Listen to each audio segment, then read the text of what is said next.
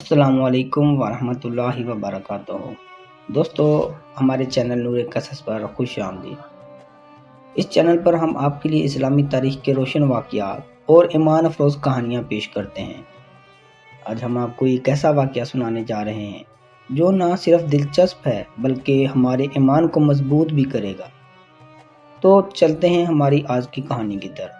حضرت عمر بن خطاب رضی اللہ عنہ، ان کا نظام عدل اور حکمرانی بے مثال تھا۔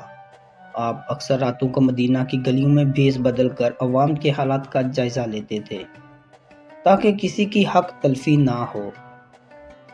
اسی طرح ایک رات کا واقعہ ہے جو انصاف، خوف خدا اور عاجزی کی اعلیٰ مثال ہے۔ ایک رات حضرت عمر اپنے خادم کے ساتھ گشت کر رہے تھے کہ مدینہ کی ایک گلی سے ایک گھر سے بچوں کے رونے کی آواز آئی۔ آپ نے اپنے خادم سے فرمایا، آؤ دیکھیں کیا ماجرا ہے۔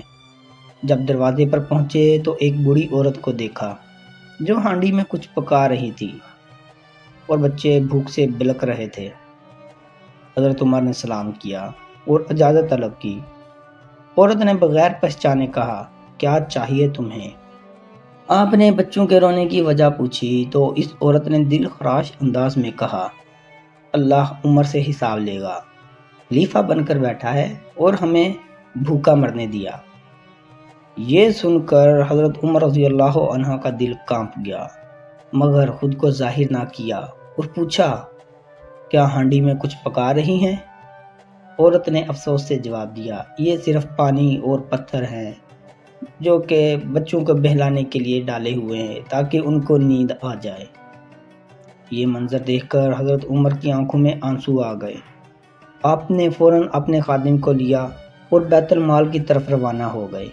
وہاں پہنچ کر خود اپنے ہاتھوں سے آٹا، کھجور اور گھی کی بوری بھری اور اپنے خادم سے کہا کہ اسے میری پیٹھ پر رکھو۔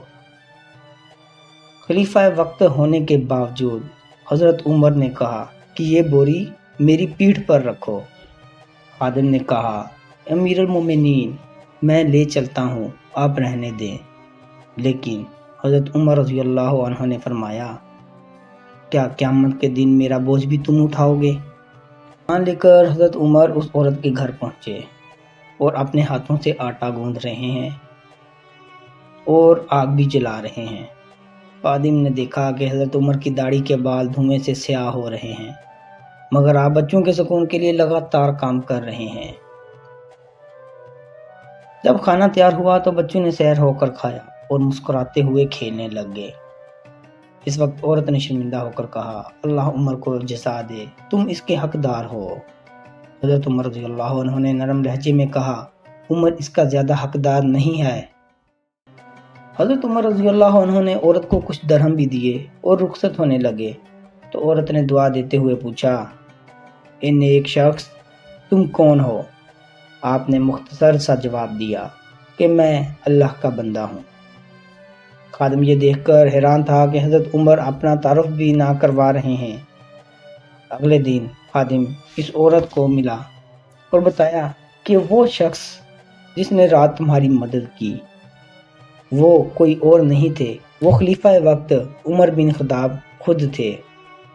یہ الفاظ سن کر عورت حیران رہ گئی اور دعا کرتے ہوئے کہنے لگی، اللہ کی قسم، عمر جیسا حاکم کبھی نہ دیکھا۔